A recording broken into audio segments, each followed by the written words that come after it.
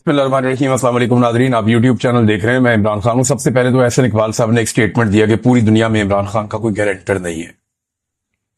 Guarantor Imran Khan को क्यों चाहिए जी?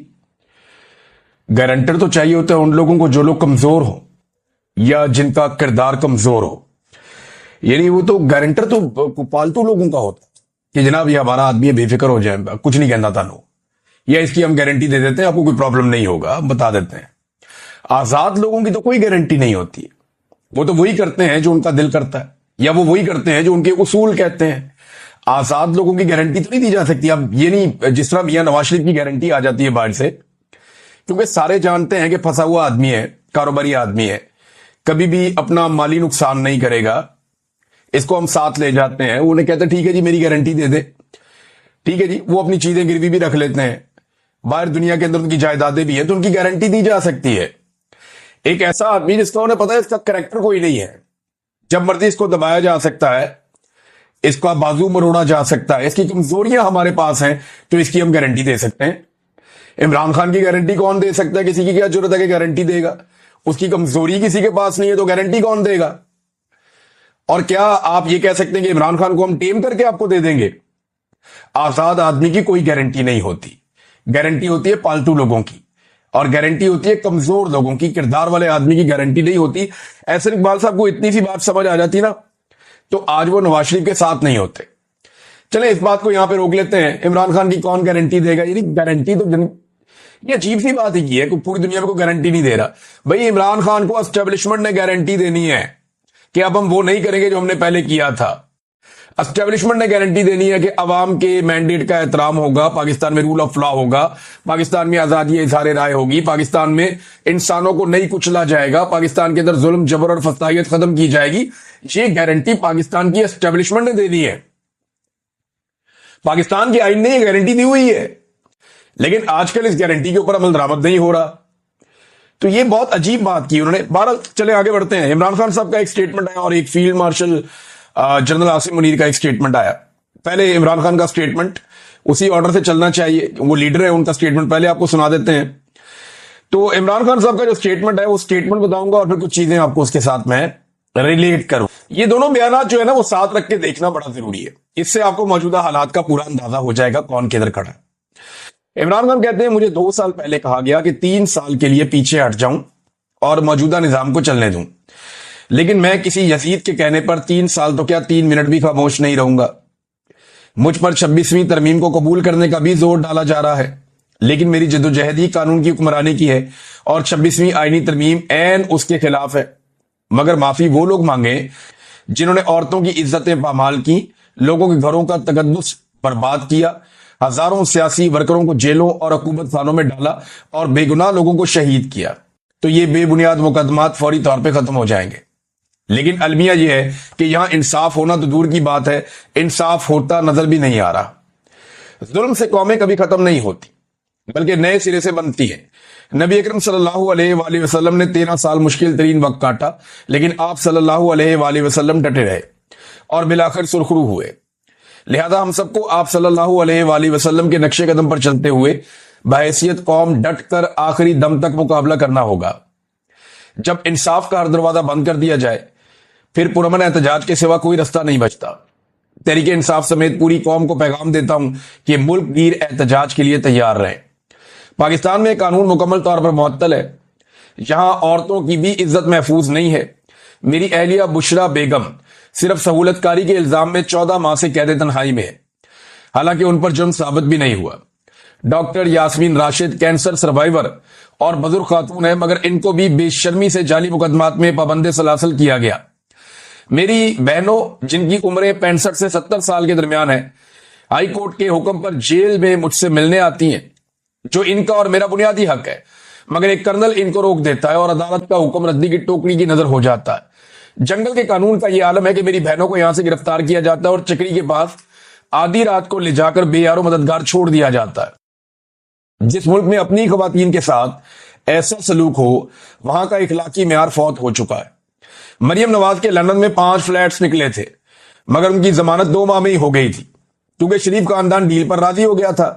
जो फिरौनियत के आगे झुक जाता है उसके सब केस माफ हो जाते हैं, मगर जो हक पर खड़ा हो जाता है वो बेजुर्म भी सजावार ठहरता है, उसको सजा दी जाती है चाहे उसका गुनाह कोई भी ना हो। नादरीन, इमरान खान की बहन नौरीन खानम ने कहा कि इमरान खान के बकौल वो जानते हैं, यानी इमरान खान ने खुद कहा कि ये मुझे कभी नहीं छोड़ेंगे क्योंकि ये मुझसे डरते हैं। उन्हें पता है इमरान खान की हुकूमत आ जाएगी या ये हुकूमत को गिरा देगा वापस आके बाहर। ये बात सच है। यानी अगर इमरान खान साहब को कानून के मुताबिक छोड़ा जाता ना, तो पिछले साल जो वकला ने हमें कैलकुलेशन बताए थे, जो इमरान खान साहब के वकला हैं, जो न्यूट्रल वकला भी थे, जो ये केस नहीं लड़ रहे थे, वो भी ये कहते थे, जर्नलिस्ट जो इमरान खान के हक में है या उनके खिलाफ है, वो भी ये कहते थे कि 2024 में कोई बाज़ औक़ात लोग कहते थे अगस्त में, कुछ लोग कहते थे नवंबर तक इमरान खान साहब को बाहर आ जाना चाहिए क्योंकि कानूनी तौर पे उनको जेल में रखने के जवाब खत्म हो गए। लेकिन क्योंकि मौजूदा मिलिट्री एस्टेब्लिशमेंट और हुकूमत यह समझती है कि इमरान खान इनके लिए बहुत बड़ा खतरा है, उसकी मकबूलियत इतनी ज्यादा है कि जिस दिन वो जेल से बाहर निकलेगा वो पाकिस्तान के अंदर उसका सिक्का चलेगा, वो निकलेगा और चीजों को कंट्रोल कर लेगा, फिर लोग उससे इशारा मांगेंगे करना क्या है। तो इस सूरत हाल में ये रिस्क नहीं ले सकते, ये इमरान खान को कभी नहीं छोड़ेंगे, ये इमरान खान साहब खुद भी जानते हैं। इमरान खान को छुड़वाना पड़ेगा, ये कभी नहीं छोड़ेंगे, और छुड़वाने के लिए पाकिस्तान की आवाम को रोल प्ले करना पड़ेगा। वरना अगर किसी को लगता है कि ये इमरान खान को वैसे ही छोड़ देंगे, तो जब तक ये मुकम्मल तबाही नहीं फेर देंगे तब तक इमरान खान को नहीं छोड़ेंगे। अब भी शर्मिंदा नहीं हो रहे। एक दिन पहले तक ख्वाजा आसिफ जिन मुज़ाकरात को गद्दारी कह रहे थे, मुल्क की दुश्मनी करार दे रहे थे, अभी वही मुज़ाकरात करने के बाद वो जश्न मना रहे हैं कि जनाब हमारा तो काम हो गया, काम बन गया, कमाल काम हो गया, हमें तो बड़ी कामयाबी मिल गई, और कामयाबी अपने खाते में डालने की कोशिश कर रहे हैं। यही तो इमरान खान समझा रहा था। इनकी खोपड़ी में बात देर से घुसती है।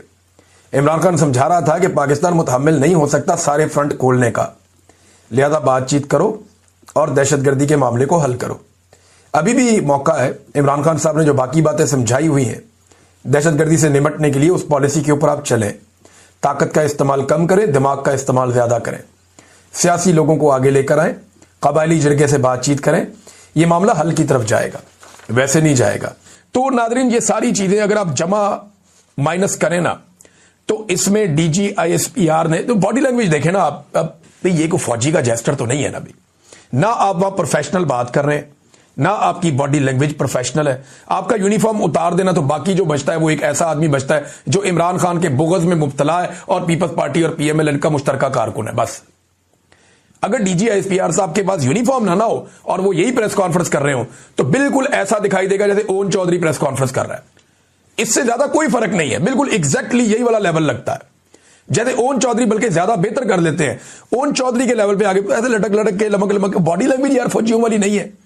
एक जवाब मौजूद है, वो भी मैं आपके सामने रखता हूं। लेकिन सुहेल अफरीदी ने क्या कहा, उन्होंने कहा कि इमरान खान साहब पाकिस्तान के मकबूल और अवामी एतमाद रखने वाले कबूल तरीन लीडर हैं, और पाकिस्तान तहरीक-ए-इंसाफ इस वक्त मुल्क की सबसे बड़ी सियासी जमात की हैसियत रखती है।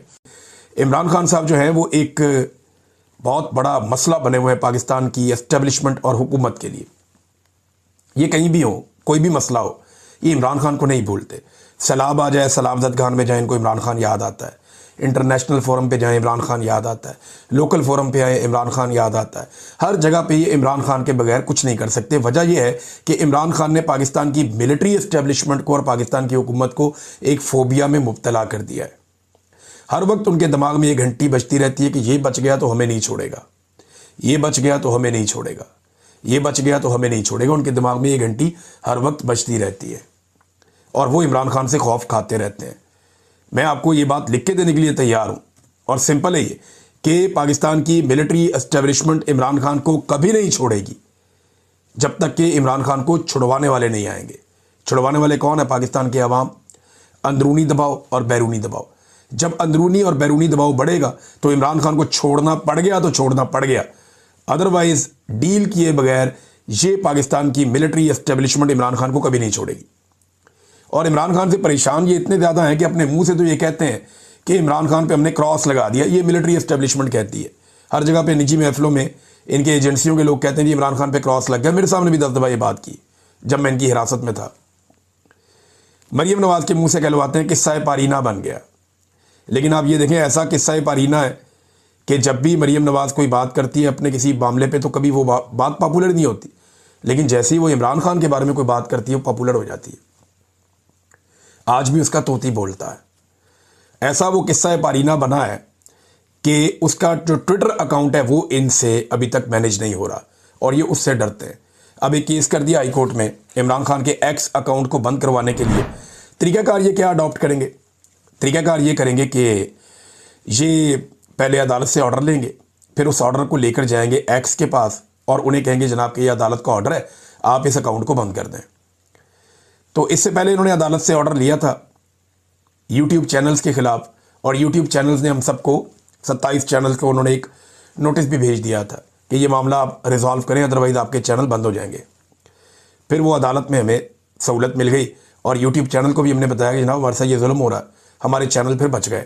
हो सकता है आज बच गए कल ना बचें, ये तो पार्ट ऑफ द गेम है, ऊपर नीचे होता रहेगा। लेकिन ये जो ट्विटर है ये ज़रा थोड़ा सख्त है, इसकी पसली मोटी है, इतनी जल्दी काबू नहीं आता। ट्विटर ने बहुत सारे सहाफ़ियों को, जिनमें मैं भी शामिल हूँ, साबिर शाकिर भाई हैं, ज़ुबैर अली खान साहब हैं, दीगर और बहुत सारे सहाफ़ी हैं, उनको बाकायदा लिखा कि आपकी हुकूमत ने शिकायतें की हैं और वो आपके चैनल बंद करवाना चाहते हैं, लेकिन हम आज़ादी इज़हार राय के हक़ में और आपको बोलने की आज़ादी देंगे पॉलिसी के तहत। तो उनकी पॉलिसी जो है उसको हम फॉलो करते हैं और वो बड़ी फ्लेक्सिबल है। ऐसा नहीं है कि आप कोई जमहूरी बात नहीं कर सकते, आप अपनी राय का इजहार कर सकते हैं ट्विटर पे। एक बड़ा ज़रिया है। सनम जावेद साहिबा को भी गालिबन इन्होंने वो ब्लॉक करने की, उनका ट्विटर अकाउंट बंद करने की कोशिश की थी एस्टेब्लिशमेंट ने, लेकिन वो नहीं हो पाया और उन्हें भी गालिबन एक लेटर आया था, उन्होंने तो शायद पब्लिक भी कर दिया था कि मेरा एक्स अकाउंट जो है उसको बैन नहीं किया गया और एक्स ने ये मुझे एक डॉक्यूमेंट भेजा है। वैसे ये अभी कोशिश इसलिए भी करेंगे कि अदालत से ऑर्डर लेंगे, जो मुझे लगता है जो ये कर सकते हैं। और जब ट्विटर इमरान खान साहब का अकाउंट बंद नहीं करेगा तो ये अदालत से दूसरा ऑर्डर लेंगे कि पाकिस्तान में ट्विटर ही बंद कर दो।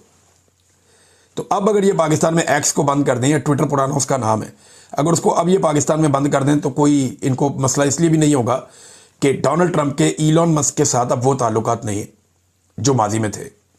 इलॉन मस्क मालिक था ना ट्विटर का, तो बड़ी इनको प्रॉब्लम हो रही थी कि अब इसको खोलना पड़ेगा क्योंकि वो लोग हुकूमत में आ रहे हैं वहाँ अमेरिका में। लेकिन अब डोनाल्ड ट्रंप के इलॉन मस्क के साथ भी अच्छे ताल्लुकात नहीं है, तो अगर ये बंद भी कर देंगे तो ट्रंप को कोई प्रॉब्लम है सच नहीं होगा। लिहाजा अभी ट्विटर तो फिलहाल मुझे नहीं लगता कि कोई ऐसा नरमी दिखाएगा और हुकूमत की बात मानेगा, लेकिन हुकूमत को परेशानी तो है क्योंकि पूरी की पूरी तहरीक आजकल पाकिस्तान में ट्विटर पे खड़ी होती है। ये जो मिशन नूर है, ये मामला सारा हमने देखा, ट्विटर के ऊपर देखा कैसे एकदम वायरल हुआ, यानी सेम टाइम में वीडियोस आ रही थी और हर तरफ आग लग गई और 1-2 घंटे के अंदर पाकिस्तान में वो हो गया जिसकी कोई तवक्को भी नहीं कर रहा था। फिर उसके बाद ट्विटर क्योंकि इसमें लीड करता है, फिर YouTube, Facebook, Instagram, WhatsApp channels, हर तरफ भरमार थी वीडियोस की, लोग अजानें दे रहे थे और ये तहरीक चलती चली जा रही थी। बड़ी तगड़ी तहरीक है। मुझे कुछ मालूमात मिली हैं इनसाइडर कि ये पाकिस्तान तहरीक इंसाफ के पास मामला कौन लेकर गया, किस तरह लेकर गया, पहले किसको इस्तेमाल किया, बाद में किसको इस्तेमाल किया। कुछ लोग बिला वजह बदनाम हो गए, सबका ये कसूर नहीं था। मिशन नूर के ऊपर जिस किस्म का प्रोपेगेंडा किया गया था, कोई भी आम आदमी होता तो वो डर जाता। कादियानियत का या किसी ऐसी चीज़ का पाकिस्तान जैसे मुल्क के अंदर इल्ज़ाम लगने जा रहा है तो ये सारी सियासी जमात को ये हो जाएगा वो हो जाएगा। ये मामला ज़रूर हुए, लेकिन अल्टीमेटली पाकिस्तान तहरीक इंसाफ ने भी फिर उसको चाहे दूसरे नाम के साथ, लेकिन इस कॉज को सपोर्ट किया।